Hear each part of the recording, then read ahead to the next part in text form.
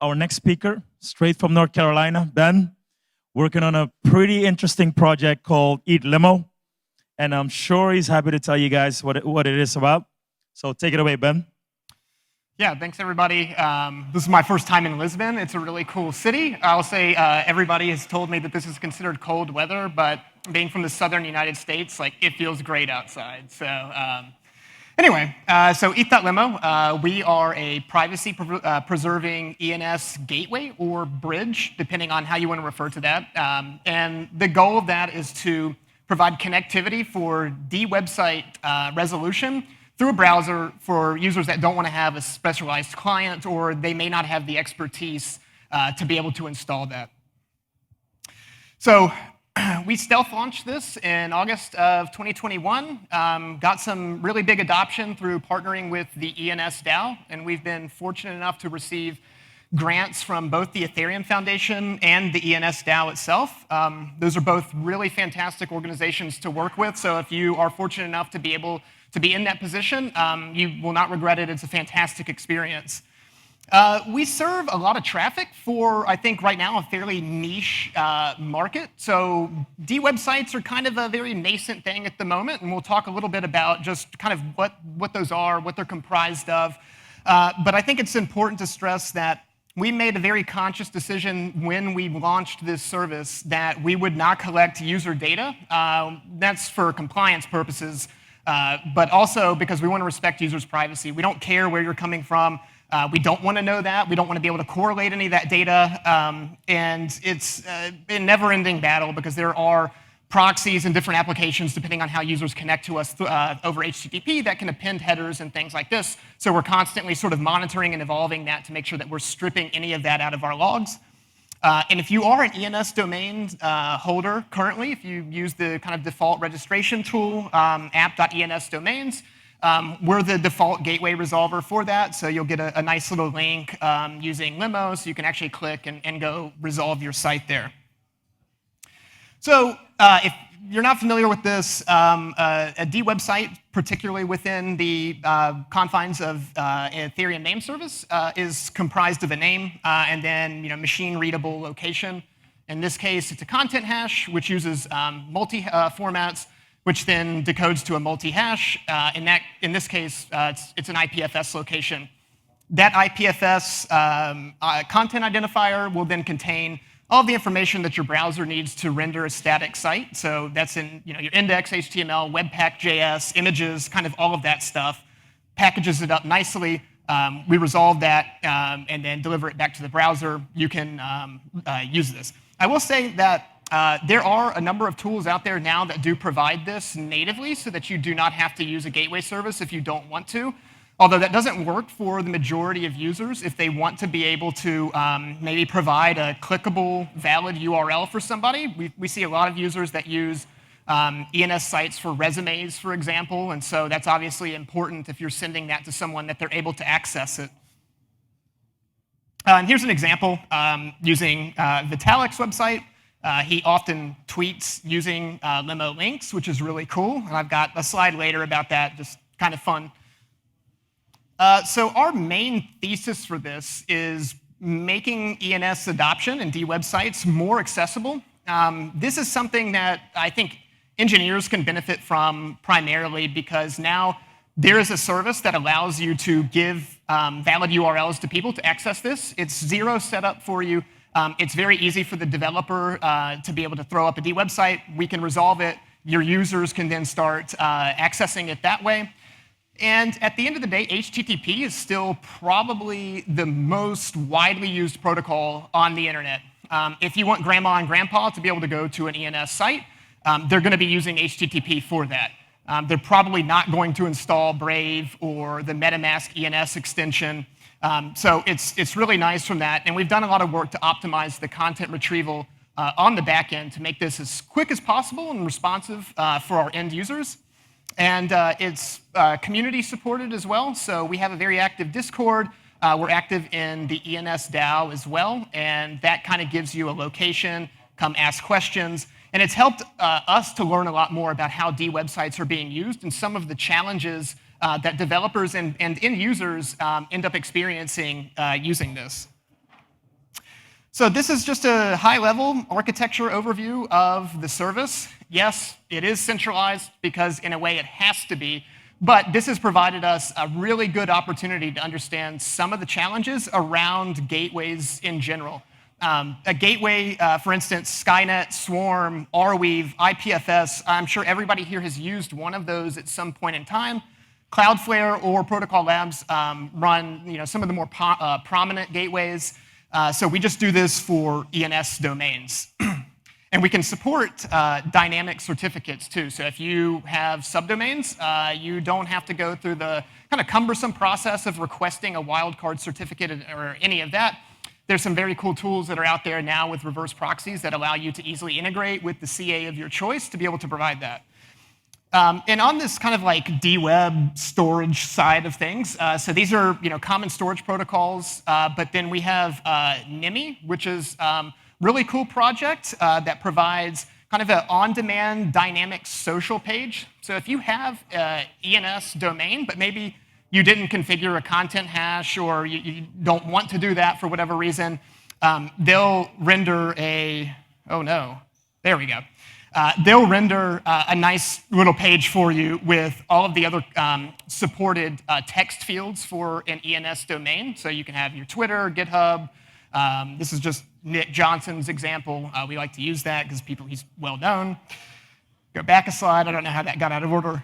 So some of the features that we do support, though, is that we have cross-chain compatibility with ENS. So if you maybe delegated a name to a layer 2 to issue subdomains for end users, we can kind of resolve that. And it supports ENS IP10 wildcards. So this is, again, really useful for projects that maybe are handing out ENS names for people, and if they don't set a content hash, it can traverse the name tree back until it finds a content hash that exists. We support all of the major peer-to-peer storage layers that are supported by ENS. We have a DNS over HTTPS API now that we launched a few months ago. This is really useful if you want to connect like your Go IPFS client. Cubo, I think is what it's called now. So if you want to be able to resolve ENS names natively, locally, you can use that. And there's a pinning API as well. So if you're a project that generates a lot of content for end users on the IPFS network, you can pin it directly on our gateway nodes. Delivers a much better user experience because we don't have to go and find where this content is on the IPFS network, which adds sometimes considerable latency depending on node availability, how much the content has been replicated, et cetera. And there's zero setup. So if you have an ENS domain and you've got a valid content hash, if you just add .limo, we will be able to get it and resolve it in a browser for you. So to kind of deal with one of the limitations with our service, which it being centralized, obviously ICANN, hosting companies, cloud providers, all of this, those are single points of failures that we have to figure out how to mitigate, and I'll talk about that in a little bit. But for users that want to actually have the most decentralized experience for ENS domains, we created a tool called Chauffeur. We like to stick with the transport theme due to limo, because we're taking you in style into the DWeb. But this is basically a complete local stack of the ETH.LIMO architecture. You can run this. It's a Docker Compose configuration, so it should be cross-platform. It's optimized for Linux now, specifically because of the way systemd resolver works. So this can provide you with native OS-level resolution instead of being just confined to a browser. So you can access ENS domains over a CLI, for instance. And it's also very customizable, I should say, too. You can get in and muck with any of the configurations. You can add or remove features. You can use any RPC endpoint that you want to, which obviously we do recommend. And we've kind of just very loosely announced this to a couple of people. So this is actually like the broad debut of it. So if you are interested in contributing, there's the GitHub URL. There's a Discord link at the end if you want to talk to us more about it, or come grab me after this. So some of the things that we're working on is emoji support for names. That's a pain in the ass, especially when it comes to certificates in a browser and the way that interacts with puny code and Unicode decoding and all of that stuff. We also want to offer our own public IPFS CDN so that you have the same privacy policy and guarantees that we provide with the ETH.LIMO resolver. And some of the things that we've learned from this journey, talking with other developers, there are kind of a couple of pain points that exist with deploying or designing or making D websites more accessible to other people, not just to access, but to also be able to kind of get up to speed, deploy it very quickly without having to go and unravel 24 acronyms and read a bunch of different guides and things like this. And so we're kind of calling this tool suite DevOps for the D-Web. And this is, from my experience, being SRE and kind of DevOps engineer for a lot of SaaS startups. There's kind of a missing link there with like A/B testing, blue-green deployments.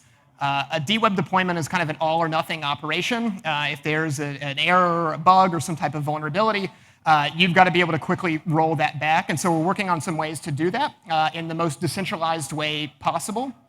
And then SEO optimization, that's kind of a big thing. So these sites are relatively difficult for search engines to be able to index because they're not accessible unless that crawler has specifically been engineered to be able to enumerate ENS domains and has the protocol support to go out and get all of that stuff. So we've been working to try to make that more visible to search engines since it is kind of a bridge from Web 2 to Web 3.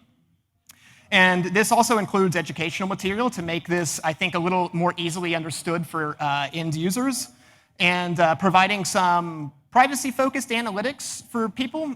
This is something else, like if you don't want to use Google Analytics on your page, you don't really have a lot of insights into how people are using your particular site or application.